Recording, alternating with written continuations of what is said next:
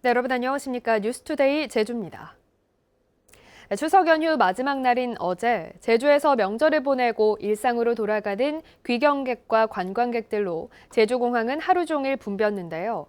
사회적 거리 두기가 해제된 이후 첫 명절인 이번 추석 연휴에는 20만 명이 넘는 이들이 제주를 찾았습니다.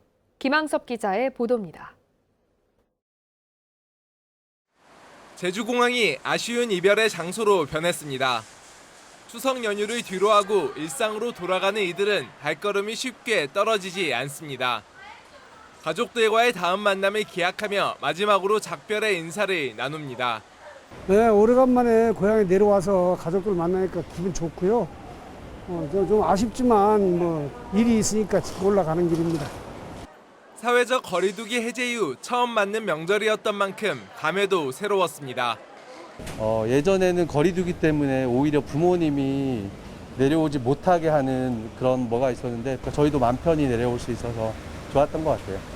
추석 연휴 마지막 날 제주공항에는 관광객과 귀성객 4만 9천여 명이 몰리면서 하루 종일 북적였습니다. 공항과 가까운 해안도로를 찾은 관광객들도 여행의 아쉬움을 달래며 일상으로 돌아갈 준비를 합니다. 와가지고 날씨가 너무 좋아서 너무 가족들과 재밌게 잘 놀다 갑니다. 아쉽긴 하지만 그래도 조금 더 연휴가 길었으면 좋았는데. 지난 8일부터 닷새 동안 제주를 찾은 이들은 예상보다 다소 늘어난 22만여 명. 가족의 정을 품고 돌아가는 귀경객과 관광객 모두 마음 넉넉한 한가위 연휴였습니다. MBC 뉴스 김항섭입니다. 제주 MBC가 창사 54주년과 추석을 맞아 실시한 도민 여론조사, 제주도정과 교육행정 분야입니다. 오영훈 제주도지사와 김광수 제주도 교육감에 대해서는 대체로 긍정적인 평가가 높았지만 행정시장 등 고위직 인사에 대해서는 평가가 엇갈렸습니다. 권혁태 기자가 보도합니다.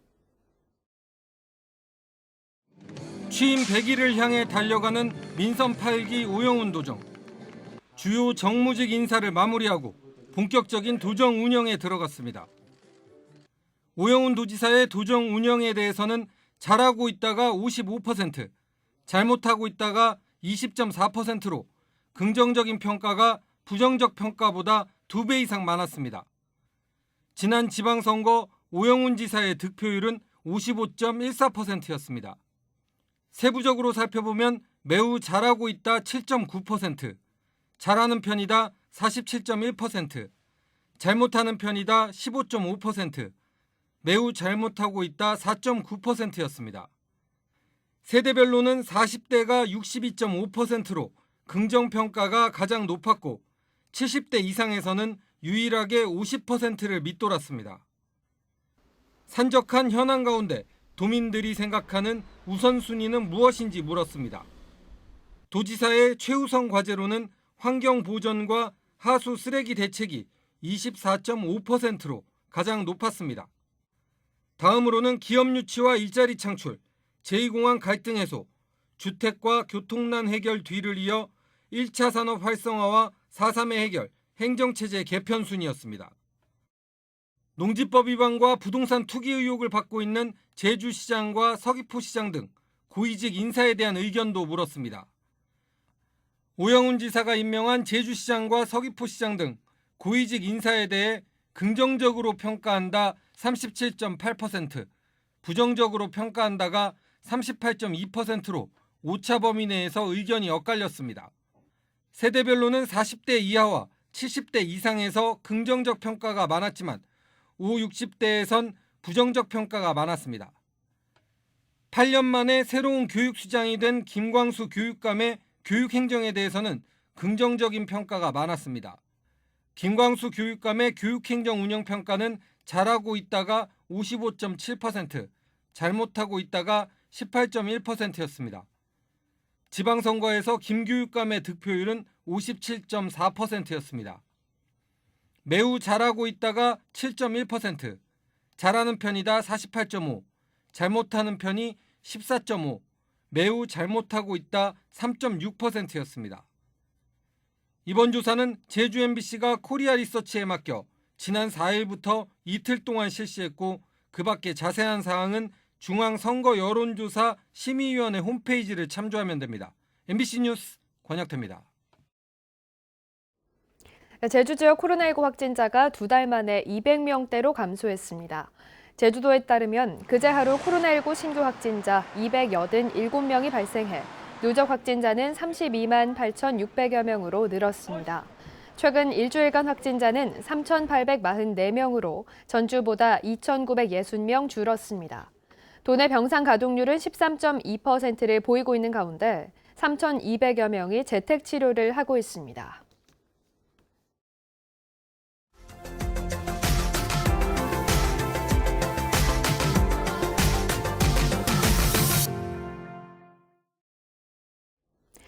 이번 태풍 흰남노 같은 자연재해에서 농작물 재해보험은 농업을 지킬 수 있는 사실상의 유일한 안전장치인데도 여전히 농민들의 외면을 받고 있습니다.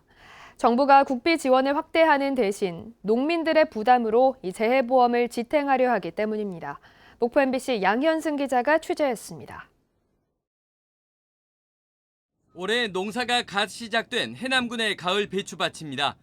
채소값에 대한 기대감 속에 재배 면적은 작년보다 늘었습니다. 올해부터 가을 배추가 농작물 재해보험 가입 대상에 포함됐지만 가입률은 22% 수준에 그치고 있습니다. 태풍이 지나간 뒤 보험에 가입한 배추밭에 절반가량에서 피해 신고가 접수됐습니다. 나머지 보험 미가입 배추밭은 농민들이 고스란히 모든 피해를 감당해야 합니다. 뿌리가 이렇게 꺾어져가지고 양분이 못 올라가면서 고사가 모두 진행되고 있는 상황입니다. 2001년 2개 장목으로 시작됐던 농작물 재해보험은 올해 67개 장목까지 확대된 상태. 하지만 보험 가입률은 벼와 배가 70-80%를 상회하는 반면 대파는 20%대에 머물며 작물별 편차가 큽니다. 전남의 경우 올해부터 전체 보험료 중 농민은 10%만 실제 부담하도록 지원하고 있지만 가입률은 매년 그 수준. 농작물 재해보험은 까다롭다는 인식이 크기 때문입니다. 지금 피해 조사가 끝나야만이 우리가 이제 좋은 거 좀 골라서 할 수 있거든요. 근데 여기서 보다시피 좋은 것이 하나도 없어요. 최근 5년간 전남에서 지급된 농작물 재해보험금은 6,400억여 원. 이 가운데 80%가 2018년에서 2020년 사이 발생한 자연재해에서 비롯됐습니다. 보험사의 손해율이 커진 뒤 보험 체계가 바뀌었는데 농민들의 부담이 커졌습니다. 굳이 따지자면 자연재해의 귀책 사유는 하늘에 있지만 농민들에게 책임이 전가되면서 보험료 할증률은 작년부터 30%에서 50%로 높아졌습니다. 보험 가입 금액 산출 기준, 과수농가에서 열매를 쏟기 전 발생한 피해 보상 비율, 보험금의 자기부담 비율 역시 2020년부터 농민들에게 불리한 조건으로 악화됐습니다. 자연재해로 인한 어떤 피해는 농업인의 귀책 사유다기보다는 이상기후로 인한 어떤 피해이기 때문에 정부가 좀 책임감을 가지고 무엇보다 국비 지원 확대 대신 할증률을 높여 재해보험을 지탱하려는 현재의 정부 기조로는 날로 커져가는 자연재해 위험에 대응하기 쉽지 않아 보입니다. MBC 뉴스 양현승입니다. 전국 최고의 명성을 자랑하는 양양 송이버섯 공판이 시작됐습니다.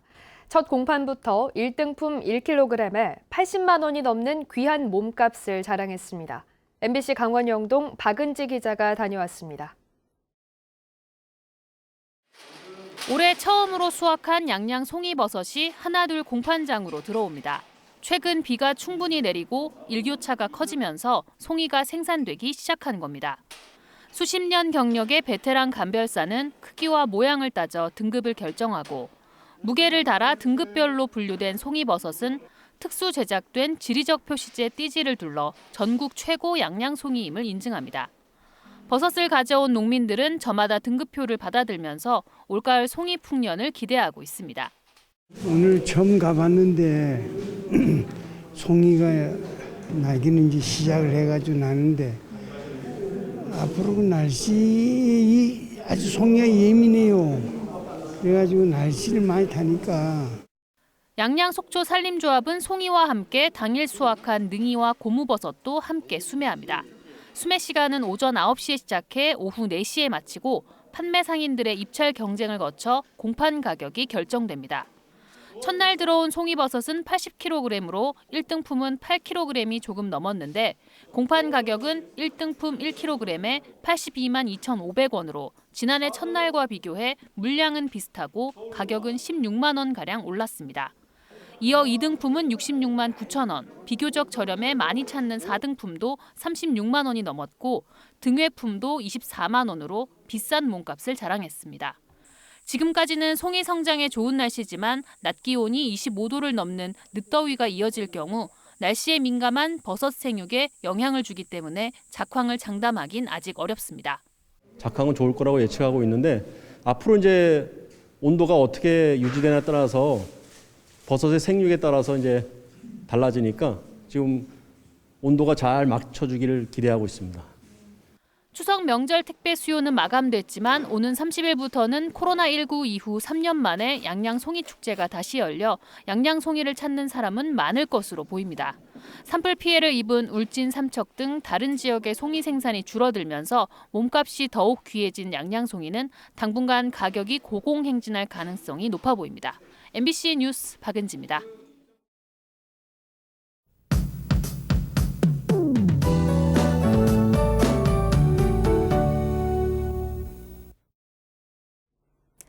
걱정스러웠던 12호 태풍 무이파는 다행히 중국으로 향할 것으로 보입니다. 다만 제주에는 간접적인 영향을 주겠는데요. 북상하는 태풍의 앞자락에서 불어오는 고온다습한 공기와 북서쪽의 건조한 공기에 의해서 이렇게 비구름대가 발달하고 있습니다. 이 간접적인 영향으로 오늘 제주는 흐리고 비가 가끔 내리겠습니다. 중산간 지역은 가시거리가 200m 미만으로 안개가 짙게 껴있는데요. 아침 출근길 산간도로나 중산간 지역 지나실 때 조심하시기 바랍니다. 현재 우리나라 남쪽 먼바다에 소용돌이 구름 3개가 지나고 있습니다. 13호 태풍 무르복은 일본 동쪽 해상으로 빠져 이동하면서 우리나라에 직접적인 영향은 없겠고요. 대만 동쪽 해상을 지나고 있는 12호 태풍 무이파는 중국 해안을 따라 북상하겠습니다. 태풍의 직접적인 영향은 없겠지만 간접 영향으로 제주에 모레까지 비가 오겠고요. 바람이 강하게 불겠습니다. 지금 또 주목해야 할 것은 일본 남쪽 해상에 위치하고 있는 이 열대 저압부인데요. 이 열대 저압부가 곧 태풍으로 발달한다면 14호 태풍 난마돌이 됩니다.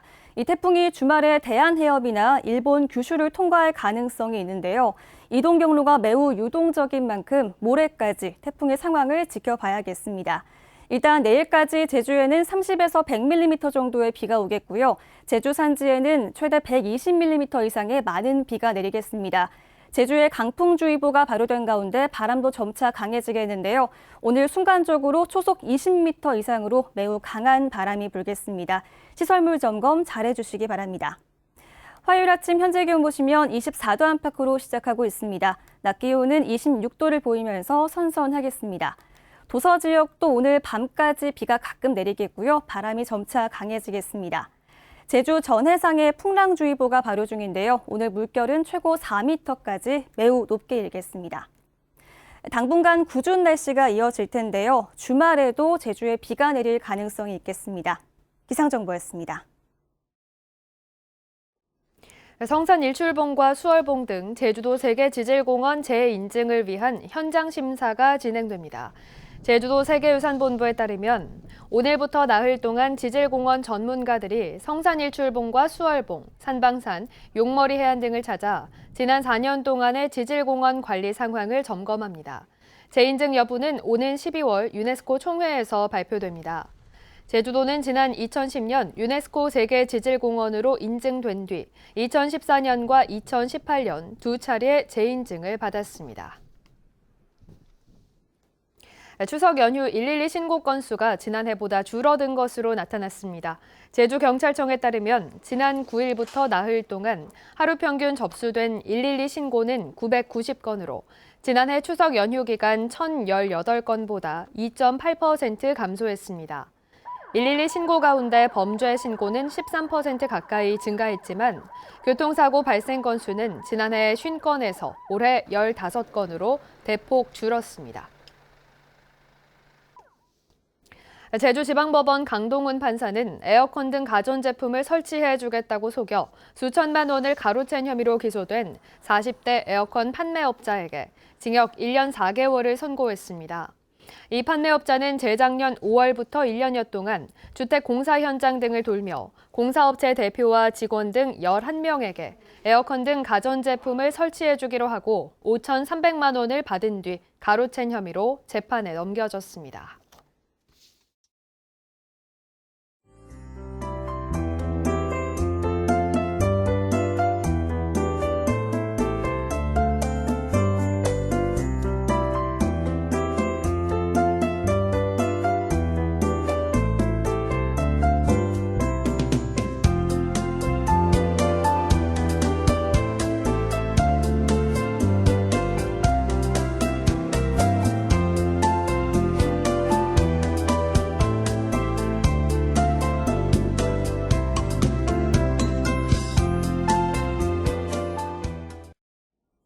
화요일 아침 뉴스투데이 제주를 마치겠습니다. 시청해주신 여러분 고맙습니다.